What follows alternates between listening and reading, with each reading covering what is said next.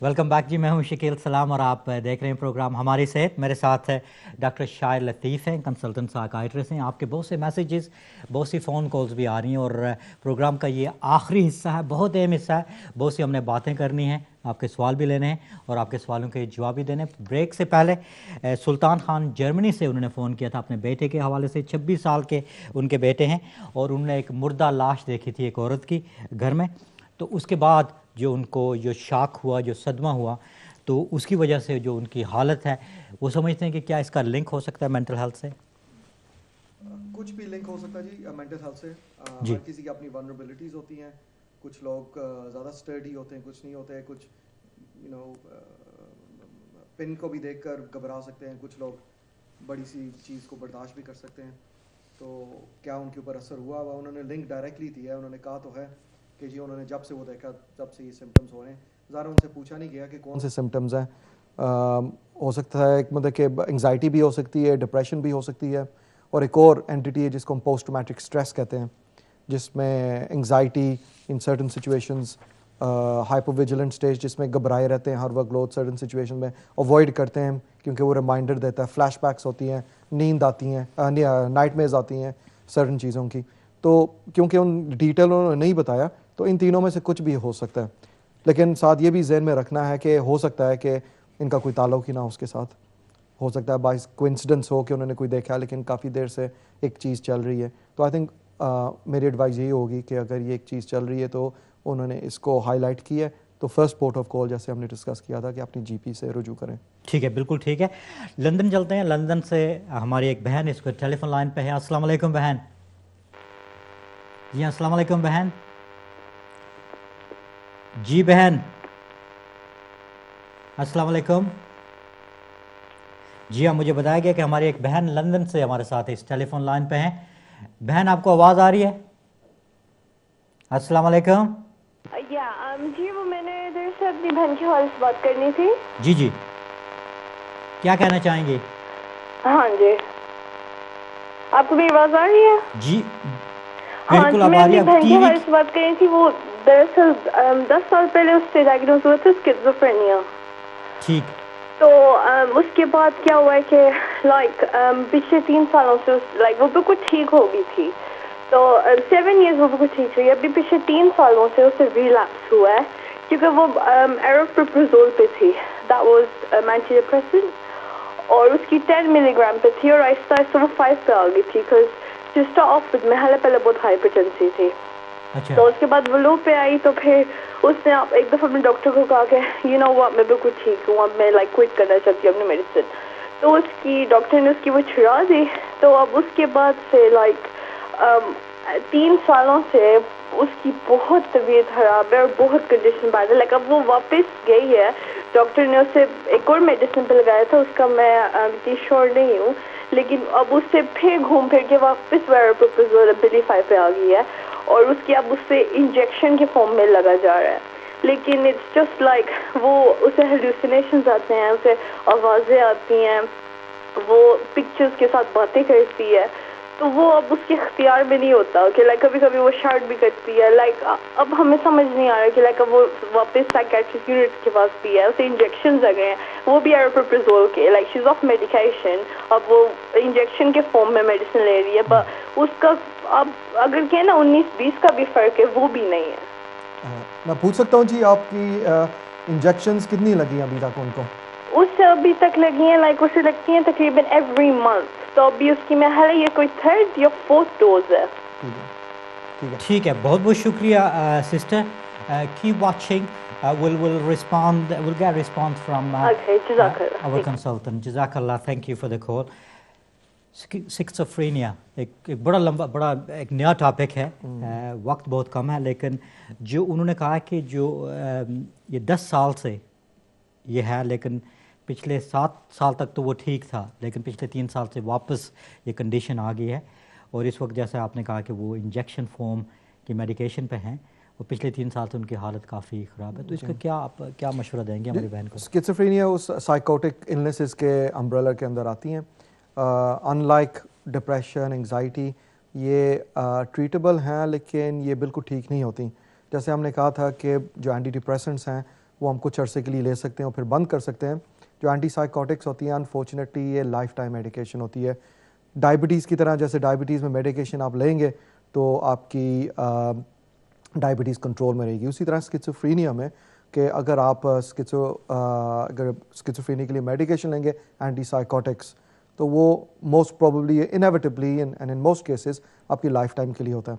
मुझे समझ ये बात आई है कि आपने कहा था कि वो 10 मिलीग्राम्स एरिप्रिप्रिजोल पे थी और उन्होंने ठीक फील करी थी, तो उन्होंने उसकी वजह से कम कर दिया था 5 मिलीग्राम्स पे आगे, और इसलिए क्योंकि उनको कोई हाइपरटेंशन की कोई साइड इफ़ेक्ट्स हुए थे। सबसे पहली चीज़ ये कि एरिप्रिप्रिजोल एक बहुत अच्छी एंटीसाइकोटिक है, इसके बड़े मिनिमल और बहुत कम साइड इफ़ेक्ट्स हैं। ये जो आजकल हम जो यूज़ करते हैं one of the newest ones हैं, ये न्यूएस्ट इस तरह के पिछले 6-8 साल में ये इस्तेमाल हो रही है, तो ये साइड इफ़ेक्ट्स इसके कम हैं। हाइपरटेंशन इसकी कम और हार्डली इसका साइड इफ़ेक्ट है, बहुत रेयर है इसका। अगर हुआ है तो ज़ाहिर है फिर उसमें फिर अल्टरनेटिव्स देखनी पड़ेंगी। अगर 5 मिलीग्राम्स पे गए हैं तो रिलैप्स सिम्टम्स आए हैं हेलुसिनेशंस के, जिसमें आवाज़ें आती हैं और चीज़ें दिखती हैं, या कोई बिज़ार थॉट्स आती हैं, डिल्यूजन्स वगैरह, कोई ऐसे बिलीफ सिस्टम होता है जो सच नहीं होता लेकिन उनके दिमाग में इतना वो कंफर्म्ड तरीके से वो उसको बिलीव करते हैं, ये इसको डिल्यूजन्स कहते हैं। अगर इस तरह की चीज़ें आती हैं, अगर वो पैरानॉइड होती हैं कि जी मेरे पीछे कोई है, या टेलीफोन मेरा बग्ड है, या कोई लोग देख रहे हैं, कैमरे लगे हैं घर में, इस तरह के सिम्टम्स बड़े कॉमन होते हैं स्किज़ोफ्रेनिया में। तो अगर इस तरह के सिम्टम्स उनको हैं या इस तरह के सिम्टम्स उनको हैं जो रिलैप्स हुआ है, तो अगर मैं कर रहा हूँ तो मैं उनको एरिप्रिप्रिजोल दोबारा 10 मिलीग्राम्स पे ले जाता है, क्योंकि वो ठीक थी उस पर। लेकिन क्योंकि अब दोबारा एरिप्रिप्रिजोल पे आई हैं और उसको मेंटेना कहते हैं उसको, जो मंथली इसकी इंजेक्शन मिलती है, ये जो इनको डेपो इंजेक्शंस कहते हैं। डेपो इंजेक्शंस बहुत अच्छे हैं लेकिन ये टाइम लगते हैं ज़रा, क्योंकि आपके सिस्टम के अंदर बिल्डअप होने में टाइम लगती हैं। इसलिए मैंने आपसे पूछा था कि ये कब से ले रही हैं आपने, को 3 या 4 महीने का, तो अभी भी ये अर्ली डेज़ है। मैं सजेस्ट ये करूँगा कि अगर आप उनके साइकाइट्रिस्ट के साथ बात करके, अगर इनकी सिम्टम्स अभी ठीक नहीं हो रहे तो उनकी जो डेपो इंजेक्शन के साथ थोड़ी सी लो डोज ओरल मेडिकेशन भी स्टार्ट कर दें for the next 5 to 6 weeks के लिए। उसके ये होगा कि उनके जो इमीडिएटली उनको अवेलेबल होगी ये मेडिकेशन, और 1.5-2 महीने के बाद ओरल मेडिकेशन को आहिस्ता आहिस्ता वीन ऑफ कर दें, मतलब कि इसको आहिस्ता आहिस्ता ख़त्म कर दें। तब तक इंशाल्लाह उनका जो डेपो इंजेक्शन का जो स्टेबिलिटी रेट है, जो स्टेबल स्टेट है, वो तब तक वो हो गया होगा। तो मैं इसलिए मैं कह रहा हूँ क्योंकि अगर पहले उनको अच्छा रिस्पांस मिला है तो उनको दोबारा अच्छा रिस्पांस मिलना चाहिए इस मेडिकेशन से। बिल्कुल ठीक है जी, बहुत बहुत शुक्रिया, आपने बड़े अच्छे तरीके से सवालों का जवाब दे रहे हैं। वक्त बड़ी तेज़ी से गुजर रहा है और हम चाहते हैं कि थोड़ा सा इलाज के हवाले से भी बात करें। तो जब इलाज की बात आती है तो ज़ाहिर है डॉक्टर के पास, फिर डॉक्टर क्या सुजेस्ट करते हैं, एक तो क्या मेडिकेशन ही इसका इलाज होता है या बाकी थेरेपीज़ भी हो सकती हैं, और किस किस्म की थेरेपीज़ जो है वो अमूमन सुजेस्ट की जाती हैं? नहीं, मेडिकेशन बिल्कुल हाली इलाज नहीं है। कभी कभी एक पेशेंट को बात भी करना वो भी काफ़ी होता है, उनको समझाना कि, क्योंकि जब कोई आप अक्सर मेरे पास जो जीपी रेफ़र करता है, सबसे पहले आपको अंडरस्टैंड करने की ज़रूरत होती है कि पेशेंट बात क्या कर रहा है। और ज़रूरी नहीं कि हर चीज़ के लिए अगर उनको मूड थोड़ा सा ऊपर नीचे हो रहा है, ज़रूरी नहीं कि उसके लिए मेडिकेशन आप ही दें। अगर मेडिकेशन देने की ज़रूरत है तो आप ज़रूर दें, लेकिन सबसे पहले ये देखना है कि बगैर मेडिकेशन के साथ ये फंक्शन कर सकेंगे नहीं कर सकेंगे। मेडिकेशन की भी तो एंटी डिप्रेशन और एंटी साइकोटिक्स की तो थोड़ी सी हमने बात कर दी। साइकोलॉजिकल थेरेपी बड़ी इंपॉर्टेंट है। उसमें कई किस्म की होती है, कॉग्निटिव बिहेवियर थेरेपी होती है, इंटरपर्सनल थेरेपी होती है, साइकोडायनामिक साइकोथेरेपी होती है, मुख्तलिफ किस्म की होती है। ये फोकस करते हैं, इसको टेलर करते हैं पेशेंट के नीड्स के मुताबिक। उसके ऊपर तो काफ़ी बातचीत हो सकती है, मतलब कि तो पता नहीं इतना टाइम हो सकता। लेकिन कॉग्निटिव बिहेवियर थेरेपी हम लेते हैं, कॉग्निशन बनते हैं आपकी रिकॉग्निशन। अच्छा, तो आपकी जो रिकग्निशन, आपकी सराउंडिंग में जो आप चीज़ देख रहे होते हैं ना, उसको आप रिकग्नाइज कर रहे होते हो और उसको परसीव करके अपने तरीके से आप उसको परसेप्शन जो भी बनाते हैं, उसकी वजह से आपका बिहेवियर होता है उस परसेप्शन की वजह से। तो जो इसकी थेरेपी होती है ना, कॉग्निटिव बिहेवियर थेरेपी, आप जो इंडिविजुअल के जो माइंडसेट में जो एक नेगेटिव चीज़ होती है उसको रीएडजस्ट करने की कोशिश करते हैं। तीसरी जो चीज़ है मेडिकेशन और साइकोलॉजिकल थेरेपी के अलावा, वो आपकी सोशल इम्पैक्ट, सोशल थेरेपी होती है। Social therapy basically talking therapy नहीं है। सोशल थेरेपी है कि आप कोशिश करते हैं आप अंडरस्टैंड करें कि इंडिविजुअल का सोशल नेटवर्क कैसा है और उसको हम कैसे पॉजिटिवली उसको यूज़ कर सकते हैं बेनिफिट के लिए। पाकिस्तान में मैं एग्जांपल दूंगा क्योंकि मैंने वहाँ पे काम किया हुआ है। बहुत सारी बीमारियाँ ऐसी हैं जिसका प्रोग्नोसिस का मतलब ये होता है कि उसका इलाज के ठीक होने के ज़्यादा चांसेस हैं इलाज की वजह से।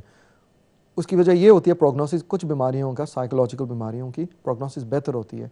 बेहतर इसलिए होती है कि उनका सोशल सपोर्ट वहाँ पे बहुत है in comparison to the waste.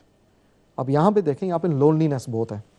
अगर मैं यहाँ पे एक किसी पेशेंट को मैं देखता हूँ इंडिजिनस पॉपुलेशन से, उनकी जो कल्चरल अपब्रिंगिंग और उनका जो एनवायरनमेंट है ना बहुत डिफरेंट हमसे।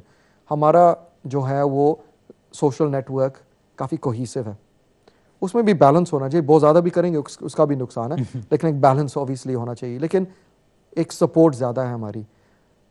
जो यहाँ पे जो मेंटल हेल्थ सर्विसेज है ना, वो कोशिश करते हैं कि जो पेशेंट है उसको सोशली इंटीग्रेट कैसे करें। सोशल इंटीग्रेट का मतलब इनको दोबारा सोसाइटी में कैसे घुल मिल जाएंगे। वो ऑलरेडी हमारे सोसाइटी में है, जिसकी वजह से उसके ऊपर फोकस नहीं करते और जिसकी वजह से प्रोग्नोसिस बेहतर होती है बीमारी की। तो ये 3 एरिया हैं, मेडिकेशन जिसको बायोलॉजिकल ट्रीटमेंट कहते हैं, साइकोलॉजिकल और सोशल। बिल्कुल ठीक है, इस पे बात होगी। इस वक्त डब्ल्यू खान हमारे साथ एल्सब्री से मौजूद हैं। अस्सलाम वालेकुम। वालेकुम अस्सलाम वरहमतुल्लाहि वबरकातुहू। डॉक्टर शहीद इस्लाम साहब सर, सबसे पहले आपको और डॉक्टर शहीद लतीफ़ साहब को बहुत सलाम। मुख्तरम मैं मुताबिक 2 जनरल तहकीकी सवाल, अगर इस नशिस्त में नहीं तो शायद किसी और नशिस्त में इंशाल्लाह जवाब देना कि क्या मेंटल हेल्थ की इलाज एक्सरसिज्म या रुकिया के कोई क्लिनिकल एम्पिरिकल एविडेंस है? क्या डॉक्टर साहब कोई रिसर्च जानता है जहाँ साबित हुआ with in a large sample size, population sample size की वाकई जो जहनी मरीज होते हैं उनमें से सर्टेन प्रोपोर्शन कि उनके इलाज हुए बगैर फार्माकोलॉजिकल एजेंट्स महज एक्सरसिज्म या रुकिया से हुआ है? दूसरा सवाल इससे रिलेटेड कि क्या स्टडीज कोई है जहाँ से साबित हुआ कि वैसे नॉर्मल बंदा समदस्ती बगैर एनी एक्सटर्नल एनवायरमेंटल स्टिमुलाई शायद नजर या जादू या डीमन पोजेशन की वजह से बुरा मेंटल कंडीशन हुआ? क्या मेडिकेशन के बगैर कोई लॉन्ग टर्म पेशेंट ठीक हुआ है? अगर डॉक्टर साहब इसमें थोड़ा सा इल्मी रोशनी अपने रिसर्च से और एक्सपीरियंस से क्लिनिकल स्टडी से कहते हैं, बहुत मेहरबानी, शुक्रिया, जज़ाकल्लाह। और ये एक ऐसा वक्त था कि अगर इस पर बात करें तो मेरे ख्याल में पूरा प्रोग्राम हम कर सकते हैं। प्रोग्राम ख़त्म होने में थोड़ा सा वक्त है, लेकिन मुख्तलिफ से ये जो मेडिटेशन है ख़ास तौर पर उसके हवाले से जो रुकिया उन्होंने बात की है, इससे इलाज मुमकिन है बगैर किसी और ट्रीटमेंट के। और फिर ये बात जब नज़र और जादू की होती है, मैं कहता हूँ कि सबको एक कूजे में बंद करके इसका सिंपल सा जवाब दे सकते हैं आप, वक्त बड़ा कम है। देखिए ना, इसमें मुख्तलिफ आप सेक्शंस में डिवाइड कर सकते हैं। सबसे पहले आप ये देखें कि क्या आप जो मेडिटेशन है, जो रिलीजियस स्क्रिप्चर्स हैं उनको आप पढ़ें, सूरह बकरा हो गए, कुल हो गए, पढ़ें। इसका फ़ायदा क्यों नहीं हो सकता है? इसका हर किसी को हो सकता है। दूसरी चीज़ ये है कि आप किस चीज़ को ठीक करना चाह रहे हैं। जादू हम कहते हैं बरहक है, हम बिलीव करते हैं तो उसको कर सकते हैं। नज़र हो गई, जिन्नात के इम्पैक्ट, इनका इन्फ्लुएंस हो सकता है। जो मेन चीज़ जो लोग ये करते हैं ना, वो कहते हैं कि जी एक पोजेशन स्टेट के लिए कि जी कि जिन चमड़ गया जिसको कहते हैं। हम लोगों ने इस पर काफ़ी स्टडी किया हुआ है और हम लोग मेरे और मेरे कॉलीग्स ने जिनको इस चीज़ में साथ हम लोग काम शाम कर रहे थे, उसमें हम लोग काफ़ी हमें बुलाया जाता है जिसमें मुस्लिम कम्युनिटी में कि जी हमारे जो सो है उनको जी पोजेशन हो गया। हमारे एक शेख साहब भी हैं, शेख इब्राहिम मोगरा जिसकी बात करते थे, उनके साथ हमने काफ़ी काम किया है। मैं काफ़ी ज़्यादा केसेस देखे हैं और उन केसेस में जितने भी अभी तक देखे हैं ना, उसमें जो परसेंटेज जो है ना पोजेशन स्टेज के हैं वो है 0। और इस्लामिक लिटरेचर भी हम लोगों ने स्टडी कोशिश की है अपने अंडरस्टैंडिंग के मुताबिक और कुछ रिलीजियस स्कॉलर्स के थ्रू भी। किसी इस्लामिक लिटरेचर में इसका जिक्र नहीं है। जादू का है, नज़र का है, द एग्जिस्टेंस ऑफ जिन का है और वो नुकसान पहुंचा सकते हैं किसी ना किसी तरीके से, उसकी डिस्कशन है और उसका तौर भी बताया हुआ थ्रू मेडिटेशन या रीडिंग। लेकिन जो पोजेशन स्टेट है, इसमें कहीं पे भी ना कुरान में ना किसी इस्लामिक लिटरेचर या स्क्रिप्चर में इसका डिस्कशन नहीं है।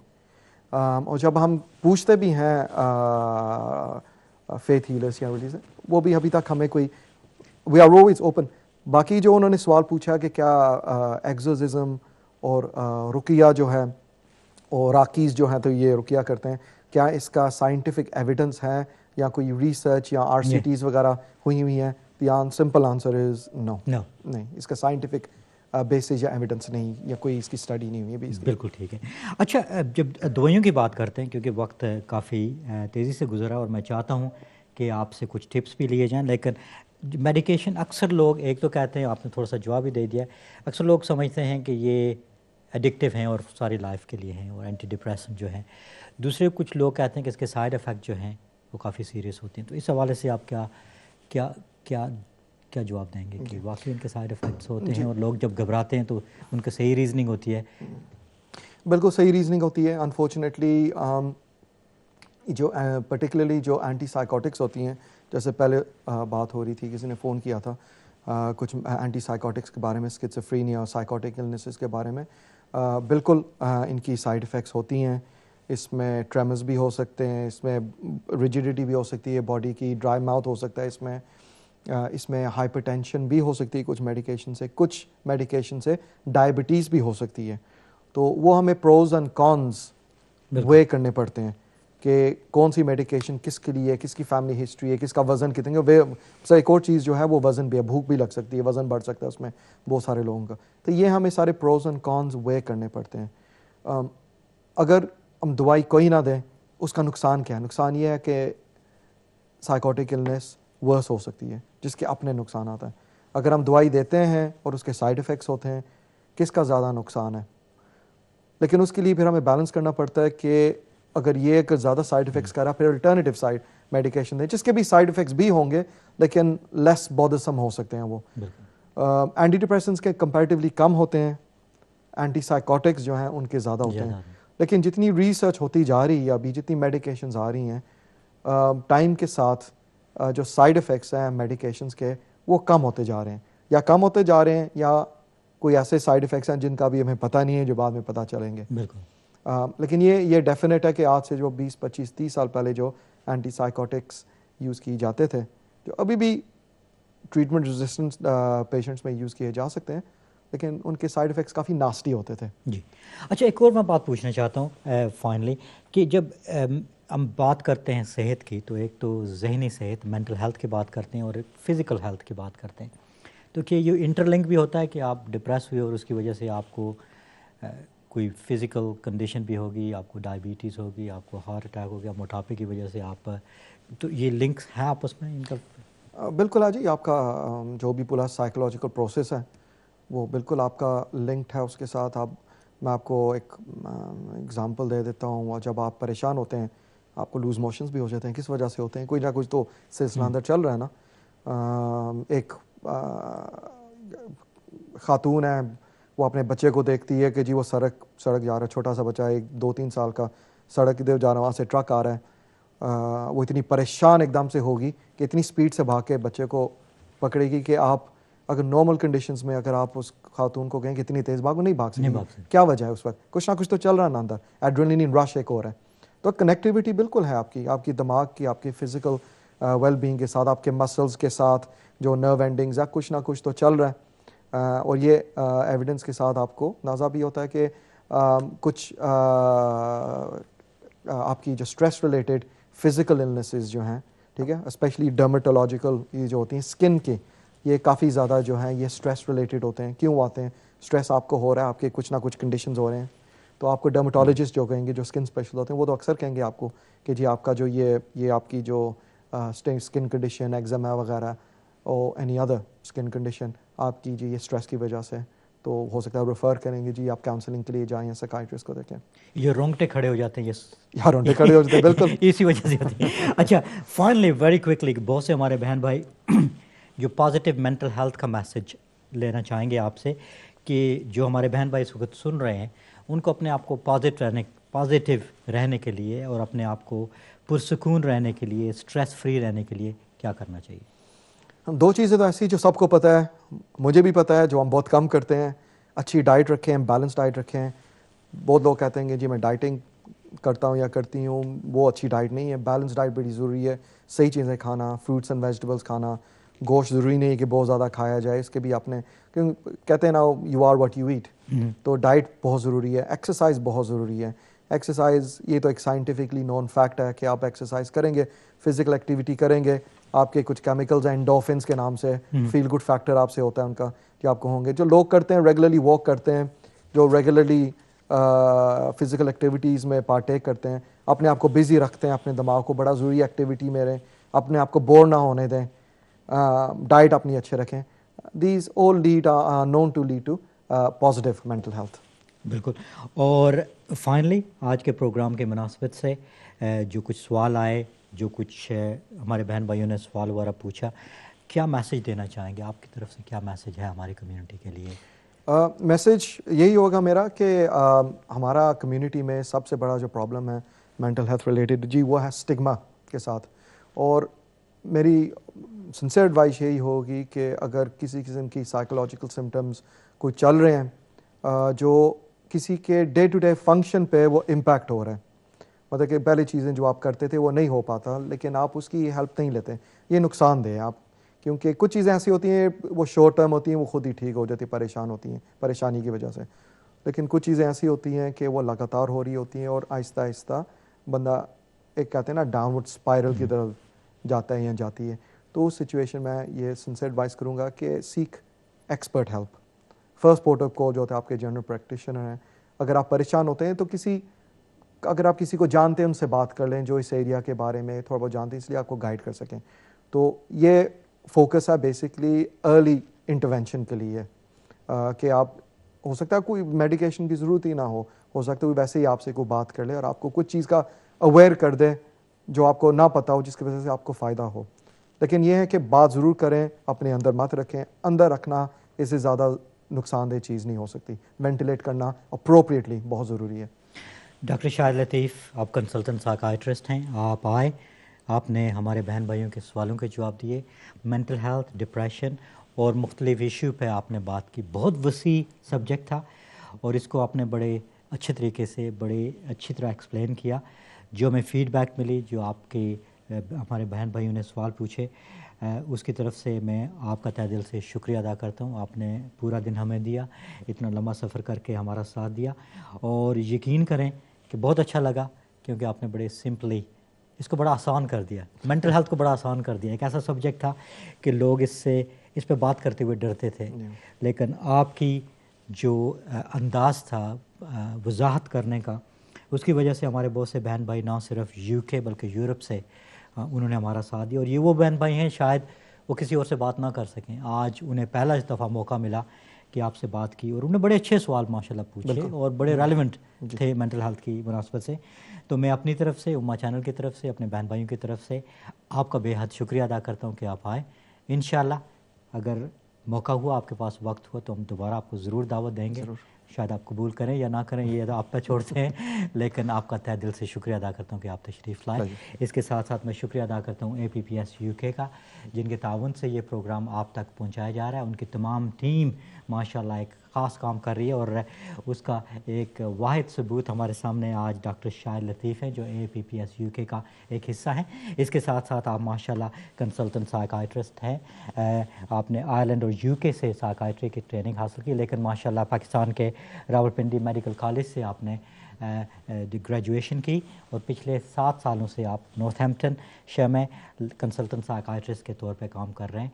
बहुत ही अच्छी मालूमात थी, मुझे ख़ुद बहुत कुछ सीखने को मिला। उम्मीद है कि आपने भी डॉक्टर शाहिद लतीफ़ के जो मैसेज थे मेंटल हेल्थ के हवाले से, और सबसे एक अहम मैसेज उनका ये था कि हमें एक तो हेल्प लेनी चाहिए, दूसरा ये है कि इस सिलसिले में बात करनी चाहिए। ये स्टिग्मा है, ये उसको हट करके हम कंसल्टेंट जो साइकाइट्रिस्ट है, जो हमारी मेंटल हेल्थ टीम है, अपने डॉक्टर हैं, उनसे रब्ता कायम करें और जो प्रोफेशनल्स हैं उनके पास जाएं और उनसे मदद हासिल करें। जितनी जल्दी मदद हासिल करेंगे उतने ही बेहतर है।